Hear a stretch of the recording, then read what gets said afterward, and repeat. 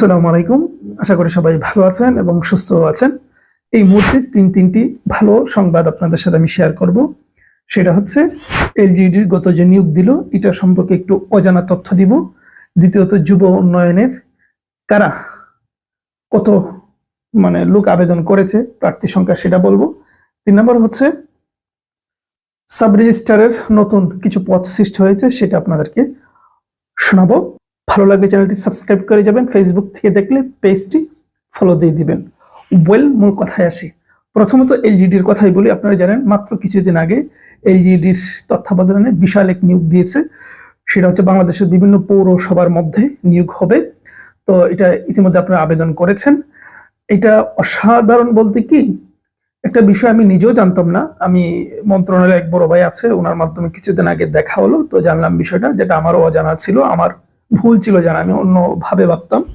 সেটা হচ্ছে এই এলজিইডির যে পৌরসভাতে নিয়োগে কিন্তু দুইটা অন্যতম পদ আছে। একটা হচ্ছে নির্বাহী কর্মকর্তা নবম গ্রেডের ক শ্রেণী, আরেকটা হচ্ছে নির্বাহী কর্মকর্তা দশম গ্রেডের খ শ্রেণী। এই দুটো, আমার ধারণা ছিল দুটোই একই পৌরসভাতে নিয়োগ হবে, কিন্তু না। বিষয়টা হচ্ছে কি, পৌরসভার কিন্তু বিভিন্ন ক্যাটাগরি আছে। পৌরসভার ক্যাটাগরি হচ্ছে ক শ্রেণী, তারপর হচ্ছে খ শ্রেণী। ক শ্রেণী মানে প্রথম শ্রেণীর যে পৌরসভা, সেটা একটু ডেভেলপ থাকে, একটু উন্নত থাকে, একটু ভ্যাট ট্যাক্স বেশি থাকে, সরকারের আয় উন্নত বেশি থাকে, সেরকম সহজ কথা একটু ডেভেলপ উপজেলা যেগুলো, সেগুলোতে হচ্ছে প্রথম শ্রেণীর পৌরসভা। তারপর দেখবেন কিছু আরেকটু দুর্বল পৌরসভা আছে। বিভিন্ন একটা জেলা তো সব উপজেলা একরকম হয় না, উপজেলার কেন্দ্রিক যে পৌরসভাগুলো থাকে উন্নত একরকম হয় না, সেইভাবে যেটা একটু দুর্বল সেগুলাকে দ্বিতীয় শ্রেণী অর্থাৎ খ শ্রেণী পৌরসভা বলা হয়। একটা জেলাতে যদি 5টা বা 7টা পৌরসভা থাকে, তাহলে দেখবেন 2টা বা 3টা হচ্ছে প্রথম শ্রেণীর পৌরসভা, বাকি 3টা বা 2টা হচ্ছে খ শ্রেণী অর্থাৎ দ্বিতীয় শ্রেণীর পৌরসভা। তো ওই দ্বিতীয় শ্রেণীর পৌরসভা যেটা থাকবে, সেটা তো ওই দশম গ্রেডের যে নির্বাহী কর্মকর্তা আছে উনি থাকবেন প্রধান। চিন্তা করতে পারতেছে, দ্বিতীয় শ্রেণীর পৌরসভার প্রধান থাকবে এই দশম গ্রেডের নির্বাহী কর্মকর্তা, আর প্রথম শ্রেণীর যে পৌরসভা ওইটাতে প্রথম শ্রেণীর যে নির্বাহী কর্মকর্তা ও শ্রেণীর উনি থাকবেন নবম গ্রেডের উনি প্রধান। আলাদা আলাদা নিয়োগ হবে। এটা একটা বিশাল বিষয়। এবং উনি বললেন যে এখানে সৎ থাকা কঠিন, এত দুর্নীতি করার সুযোগ সৎ মানুষদের জন্য এখানে খুব কঠিন। সুতরাং সেটা তো আমি উৎসাহিত করতেছি না, কেউ ভুল বুঝবেন না।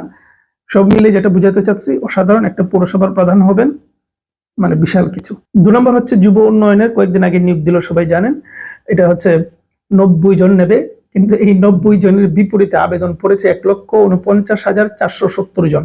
হিসেব করলে একটি পদের বিপরীতে 1660 জন পড়ে। বাবারি, ঠিক আছে।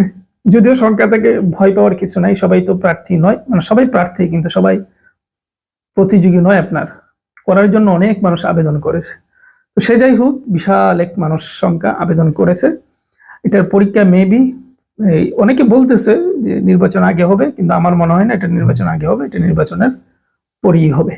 এবার শুন 3 নম্বরে, সারা বাংলাদেশের 471টি সাব রেজিস্ট্রার এবং 61টি জেলা রেজিস্ট্রারের কার্যালয়ের জন্য রাজস্ব খাত থেকে 5,906টি মোহরার পদের সৃষ্টি করা হয়েছে। মোহরার পদের নাম মোহরার 5,906 জন নতুন পদ সৃষ্টি করা হয়েছে। এটা নিয়োগ ভবিষ্যতে আমরা হয়তো পাবো, যখনই আসে তখন তো কথা বলবোই। কিন্তু ভালো বিষয় হচ্ছে এই যে নতুন পদ সৃষ্টি হলো, যেটা বললাম 471টি সাব রেজিস্ট্রার এবং হচ্ছে জেলা রেজিস্ট্রার 61টি, এগুলার নিয়োগ হবে, সামনে ভবিষ্যতে নিয়োগ আসবে। সুতরাং এটা একটা ভালো দিক। তো এই ছিল অল্প অল্প করে 3টা বিষয়। ভালো লাগলে চ্যানেলটি সাবস্ক্রাইব করে যাবেন। ভালো থাকবেন, সুস্থ থাকবেন।